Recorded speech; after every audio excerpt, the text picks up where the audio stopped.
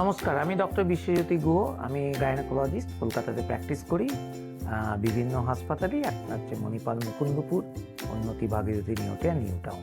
এবং আমি আপনাদের বলতে চাইছি যে আমরা সবসময় ভাবি মাতৃত্ব সুন্দর হবে, সুখের হবে, কিন্তু অনেক সময় কিন্তু তা হয় না। অনেক সময় মাতৃত্বের সময় কিছু কিছু প্রবলেম দেখা যায়, যেমন ধরুন হাই ব্লাড প্রেশার। এবং হাই ব্লাড প্রেশার, যাকে আমরা বলি প্রি এক্ল্যাম্পসিয়া ইন প্রেগনেন্সি, সেটা কিন্তু একটি অতি অতি ঝুঁকিপূর্ণ প্রেগনেন্সির প্রথম লক্ষণ। এবং এই ধরনের প্রেগনেন্সি যাদের হাই ব্লাড প্রেশার থাকে, তাদের খিঁচুনি হওয়ার একটা টেন্ডেন্সি থাকে। এবং সেই জন্যে আমাদের খুব ভালো কেয়ার নিতে হয় প্রেগনেন্সিতে।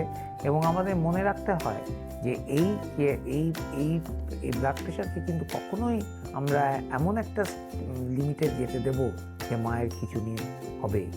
আমরা চাই যে যে এই ব্লাড প্রেশারটাকে আমরা ওষুধ দিয়ে কন্ট্রোল করতে।